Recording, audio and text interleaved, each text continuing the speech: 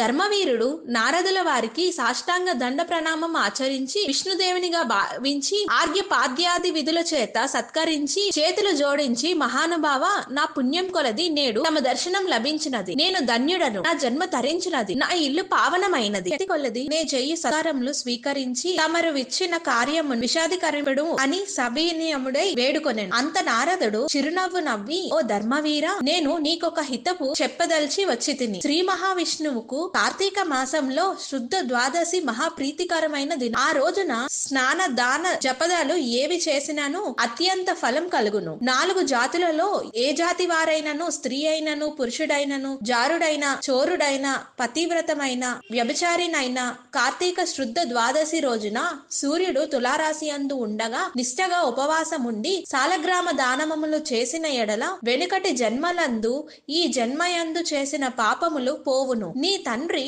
యమలోకంలో మహానరకం అనుభవించుచున్నాడు. అతనిని వృద్ధరించుటకై నీవు సాలగ్రామ దానము చెయ్యక తప్పదు. అట్లు చేసి నీ తండ్రి రుణం తీర్చుకొనుము అని చెప్పాను. అంతటి ధర్మవీరుడు, నారద మునివర్య, మెడల వెనుకటి జన్మలందు ఈ జన్మయందు చేసిన పాపములు పోవును. నీ తండ్రి యమలోకంలో మహానరకం అనుభవించుచున్నాడు. అతనిని ఉద్ధరించుటకై నీవు సాలగ్రామ దానము చెయ్యక తప్పదు. అట్లు చేసి నీ తండ్రి రుణము తీర్చుకొనుము అని చెప్పాను. అంతట ధర్మవీరుడు, నారద మునివర్య, నేను గోదానము, భూదానము, హిరణ్య దానము మొదలగు మహాదానములు చేసి ఉంటిని. అటువంటి దానములు చెయ్యగా నా తండ్రికి మోక్షము కలుగుపడి సాలగ్రామం అనే జాతిని దానం చేసినంత మాత్రమున ఆయన ఎట్లు ఉద్ధరించబడునని సంశయంగా కలుగుచున్నది. దీని వలన ఆకలి గున్నవని ఆకలి తీరునా, దాహంగా ఉన్నవానికి దాహం తీరునా, ఎందులకు దానం చెయ్యవలెను? నేనీ సాలగ్రామ దానము మాత్రము చెయ్యజలనని నిష్కరంగా పలికెను.